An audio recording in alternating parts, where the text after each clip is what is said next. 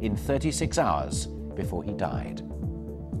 Join Nina and me for the ITV News at 6:30. Now, the glitz and glamour of Bollywood is on its way here this weekend. More than 60 dancers will be taking to the stage at one of our theatres with a unique show which promises a mix of traditional Indian dancing and, wait for it, hip-hop. Yeah. Now, keen to see this. As Claire Montgomery reports, the troupe can't wait for their big performance.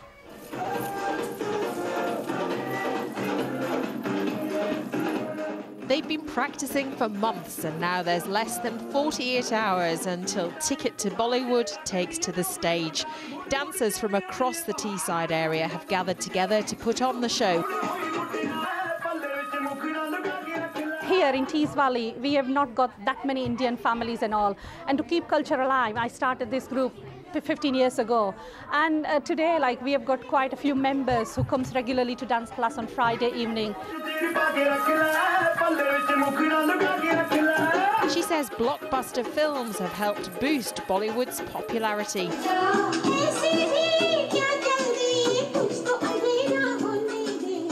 Since Slumdog Millionaire and Bend It Like Beckham, Bombay Dream, I think it's merging East and West culture together. And Bollywood is something where you can relate yourself with anything and everything.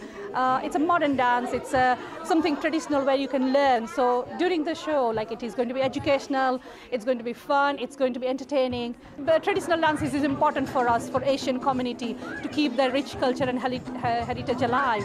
Whereas modern dances, girls are living in Britain, so it is important for them that they do some modern dances as well. So they've included hip-hop and street dancing in this year's show. The dancers say they're battling a few last-minute nerves, but are looking forward to Sunday night. I'm really excited for the show on Sunday because obviously we've worked so hard. It'll just be a relief to just do it and get really good response. We hope it's really glamorous with all these sparkly costumes and stuff. It's different, it's really exciting, lots of energy, it's just full of colour. And the dancers are hoping they'll encourage members of the audience to don their dancing shoes and join the spectacle at Middlesbrough Theatre. Claire Montgomery on Teesside.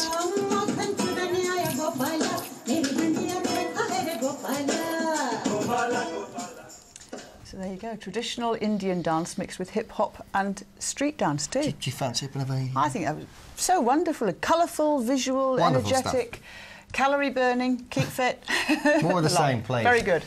Now, it's always a shame, but it can be so easy to lose touch with friends from childhood, so two women from our region were understandably delighted to be catching up at last after nearly 50 years apart. It's especially surprising since both are aged well over, get this, 100, and had no idea the other was still alive. What's even more remarkable is that Sarah Hart, who's 108, and Polly Simpson, who's 106, have only just met again by accident, and that's thanks to their slightly dodgy feet, which have been having treatment at the same place. Helen Pearson went to meet them both at the care home they now share. Two pairs of tootsies, combined age 214. And it's these 4 feet that brought these two friendly faces together when Sarah and Polly realised they shared the same chiropodist. Now there's 45 years of general crack to catch up on. They're not wasting any time. Well, it was very thrilling. I thought it was good. When I met her again in Crook, I went and spoke to her. She was pleased to see us. Polly lived on the same street as my sister. And my sister died, and we kept it up all those years. And I lost in touch. Once they realised they'd only been living a few footsteps away from each other, messages began back and forth, passed on at their foot appointments. I just happened to say, oh, there's a lady in Crook who's only 2 years younger than you. And she said, it's not Polly Simpson, is it? And I said, it is actually. And she said, oh, I know Polly, I haven't seen her for a long time, but I've known her for years. So from then, I went back and told Polly I had seen Sarah. And then with visits, it was, you know, have you seen Sarah? How is she? And the same thing, vice versa.